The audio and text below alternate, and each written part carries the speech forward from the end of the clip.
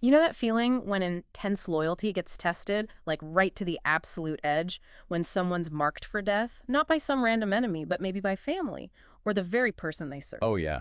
It's that gut-wrenching mix of betrayal and immediate danger, needing protection from places you'd least expect. Exactly. And that kind of high stakes drama is precisely what we're diving into today.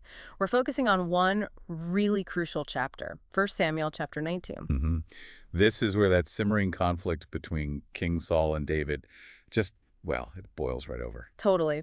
Saul's paranoia about David's popularity, David's success, turns into a direct, violent threat. David, who's done nothing but serve loyally, beat Goliath, even soothe the king with his music. And suddenly he's got a target on his back, put there by the king himself. Right. So our mission here is to unpack this chapter. It moves incredibly fast. We'll look at the human choices, the desperate moves, and these really strange interventions that end up saving David's life. It's all about shifting loyalties, power dynamics, and yeah, some really narrow escapes and surprising helpers.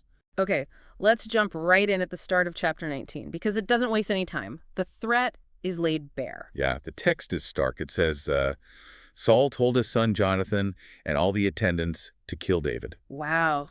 Just like that. A direct command from the king. Kill David. No ambiguity. It's chilling.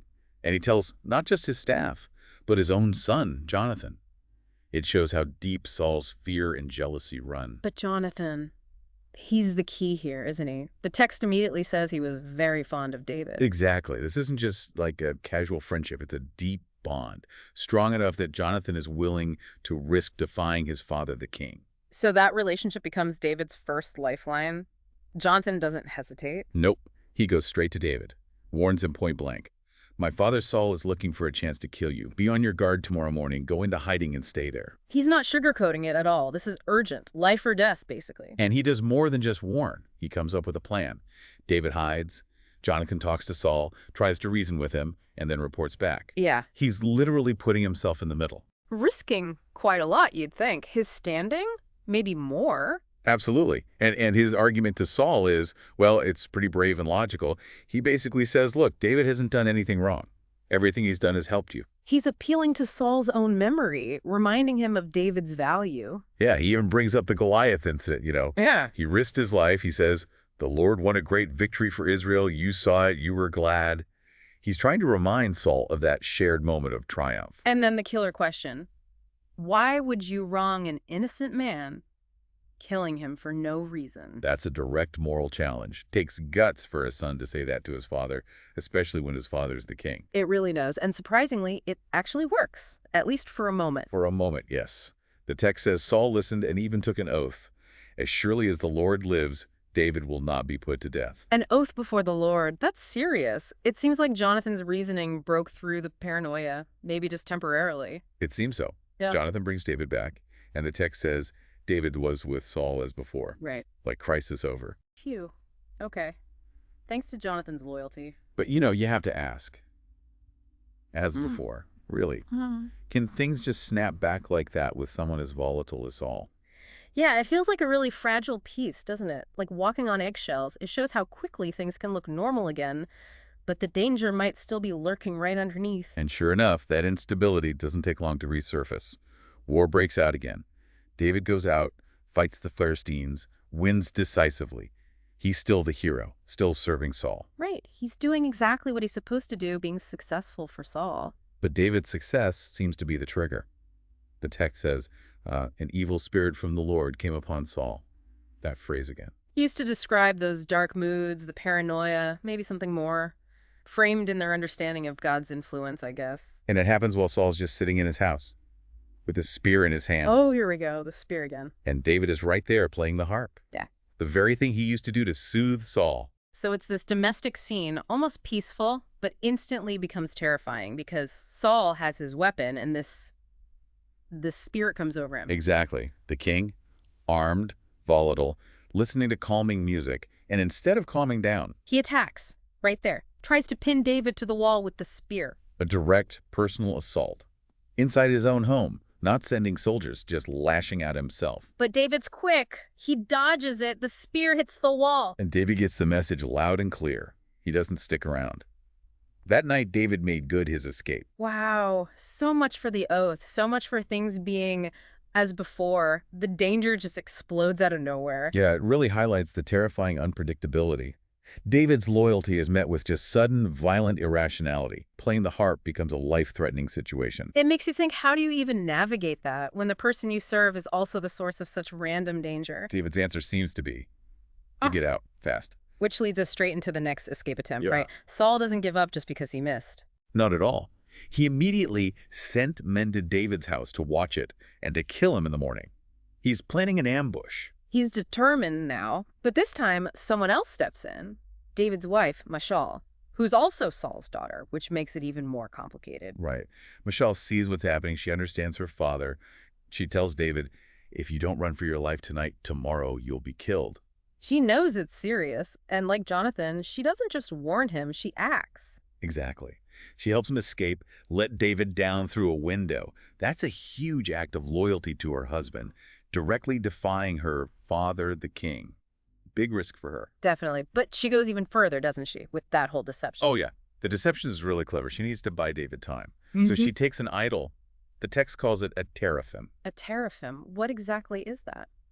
Well, scholars debated a bit, but they seem to have been household figures or images, maybe used in worship, maybe divination. Some might have even been sort of life-size. Okay, so a household object, and she puts it. She laid it on the bed, then covers it with clothes and puts some goat's hair at the head, trying to make it look like David, maybe sleeping or just lying there.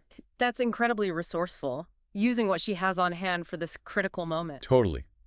So when Saul's men show up in the morning, ready to kill David, Michelle tells them he's sick. yep, he is ill.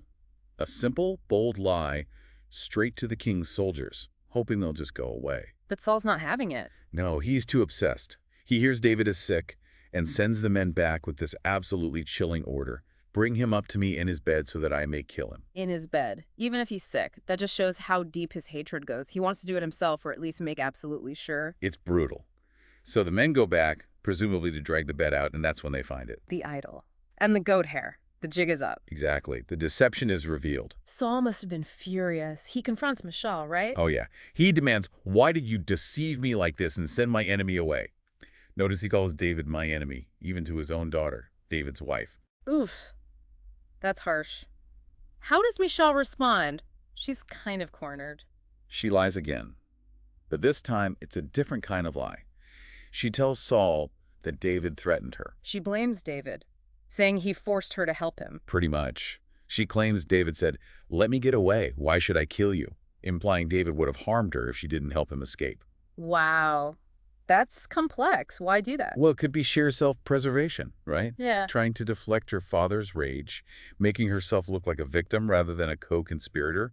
But it definitely paints David in a bad light to Saul. It really shows what an impossible position she was in, caught between her husband and her incredibly dangerous father. Absolutely. But her quick thinking, her deception, using just household items, it saved David's life again, just like Jonathan's loyalty did earlier. It's amazing. 2 escapes back to back thanks to the loyalty of Saul's own children. Which brings us to the third part of this escape saga.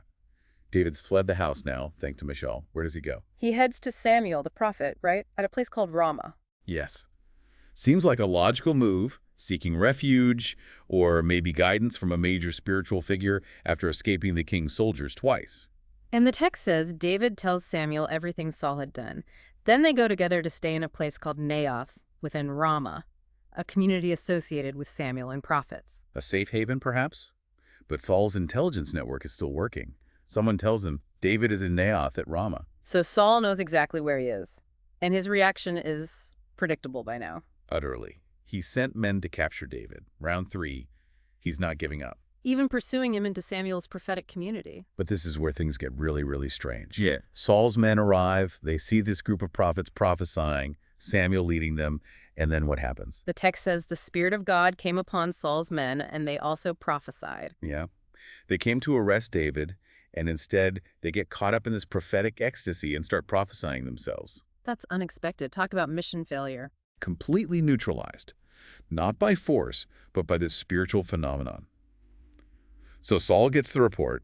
His soldiers started prophesying instead of arresting David. And does he stop? Nope. Still determined, he sends another group of men. Okay, let me guess. You got it. They prophesied too. So that's not just a one-off weird event. It happened again. And again, the text emphasizes it. Saul sent men a third time, and they also prophesied. 3 times, his soldiers are rendered incapable of carrying out their orders by this overwhelming spiritual experience. It's like some kind of divine intervention actively stopping the pursuit. That's certainly how the text presents it. Something beyond Saul's military power is interfering. So after 3 failed attempts by his men, Saul decides to go himself. Fine, I'll do it. exactly, he heads towards Ramah, asks where Samuel and David are, and goes straight to Naioth. And what happens when the king himself arrives? The same thing, maybe even more intensely. As he's walking towards Naioth, the Spirit of God came even upon him. Wow. The very person driving the whole murderous pursuit is now overcome by the same thing that stopped his men. And the description is pretty dramatic. He walks along, already prophesying. When he gets there, in Samuel's presence, he stripped off his robes and also prophesied. Stripped off his robes, like his royal garments. Seems like it, symbolically losing his authority, perhaps. And then it says he lay that weight all that day and night. Just lying there, prophesying for 24 hours. That's what the text says, a complete and utter reversal. The relentless hunter is stopped cold, not by David, but by this overpowering spiritual force that leaves him basically incapacitated and stripped bare. The power dynamic completely flipped. He went to capture and kill and ends up powerless on the ground. This is an astonishing scene. And this event, Saul the persecutor ending up prophesying with the prophets, is apparently the origin of that famous saying. Is Saul also among the prophets? Exactly. Used when someone shows up in a totally unexpected context, doing something completely out of character. It comes from this bizarre moment. It's just incredible. Looking back at the whole chapter, David is saved by so many different things. Right. First, Jonathan's brave loyalty and reasoning. Then his own quick feet escaping the spear. Then Michal's really clever and risky deception. And finally, this repeated, overwhelming spiritual intervention that stops not just 1, but 3 groups of soldiers, and then Saul himself. It's this mix of very human acts, love, loyalty, ingenuity, and then something described as totally beyond human control, the Spirit of God. David's survival wasn't about him fighting back militarily against Saul. It was about these relationships and this strange force field almost. It really highlights how vulnerable he was, hunted by the king, but also how protection came from these really surprising diverse sources. So stepping back, what does this whole crazy chapter really show us? What's the takeaway? Well, I think it vividly illustrates how unpredictable things can be when you have human power, like Saul's kingship, clashing with deep personal loyalty, like Jonathan's and Michal's, and then these, what the text presents as spiritual or uncontrollable forces. Saul has all the power, the unwavering intent to kill, but he's just stopped by love, by cleverness, and by this spiritual phenomenon he can't fight. Yeah, it really makes you think about the limits of human control, doesn't it? Even a king's plans can be completely derailed by personal bonds or by things that are just outside our grasp or understanding. Saul's deadly mission gets frustrated again and again. And he ends up bewildered and powerless on the ground. It shows that the most determined plans can be undone by loyalty, quick thinking, and, well, forces you absolutely did not see coming. Makes you wonder, doesn't it? It really does. It leaves you thinking about how often our own plans might hinge on factors far beyond our own strength or strategy.